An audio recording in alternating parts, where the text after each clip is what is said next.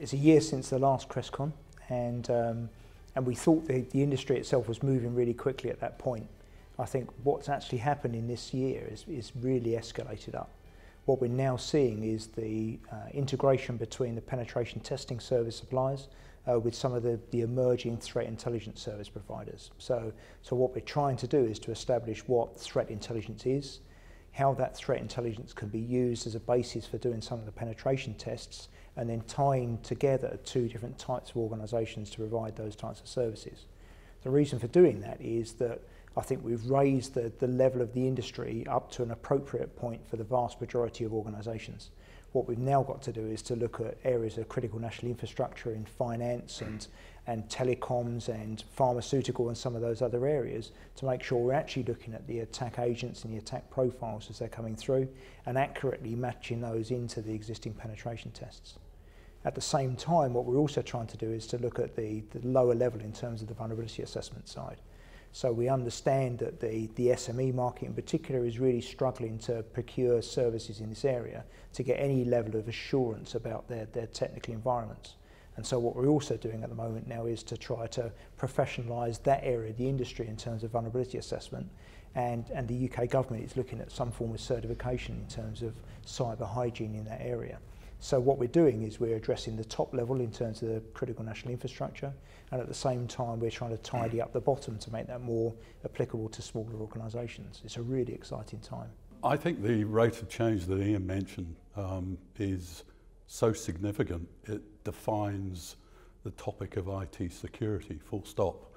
The amazing thing to me, I've been in this business for 20 odd years, is that the rate of change is ruthlessly accelerating. You need more and more specialisation, and specialisation is the key word, and one of the reasons why there's such a skills deficit, because people are being asked to take on very niche roles in the profession, in their organisations, become very deep specialists in a broader and broader spectrum of disciplines within the overall security occupation or profession. One of the things the Institute, the IISP, is trying to do is to try and set the parameters around what specialisation means in terms of skills and experience. In other words, to define the standards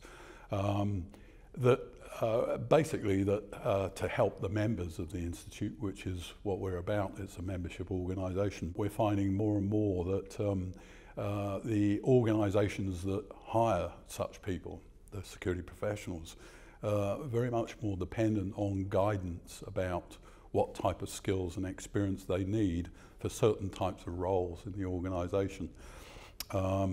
Especially in the more technical areas, such as those that Ian's talking about. We're in direct competition with other areas of technology and other areas of STEM subjects. So what we need to do is to make what we do sound exciting. It is really exciting. We don't really sell that hard enough, I don't think. And then what we need to do is provide some really good entry points for people who are now specialising in the subject. But now we're getting real people through that are using this as a career basis. So they're making their decision on their career to come into this area.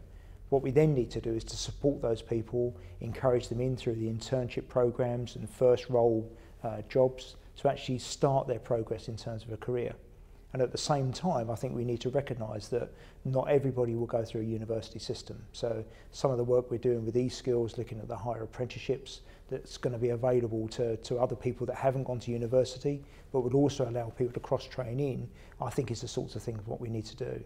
We need to look at some of those disenfranchised individuals that are really bright in schools and colleges and provide them with a fantastic opportunity to do something really exciting and challenging. If you look now worldwide, there's something of the order of over 1,000 security-related certification examinations you can do. And thereby hangs one of the problems and why standards, not only defining what a professional actually means, but how you get there in terms of standards on educational courses and the way they hang together from, as you put it, the building blocks in terms of a pathway. it is really important because employers are really confused by the massive range and variety of training courses. So are people that need to take them. So clarity, maybe simplification, but getting those building blocks right is so important for the future to make sure, because it takes so long to get people both professionally and experience educated, if you like, into being useful professionals in an organisation. That's a long journey to take, and people need to be shown the right route to take at a very early stage. There is a skill shortage, but what we're looking at is people with experience.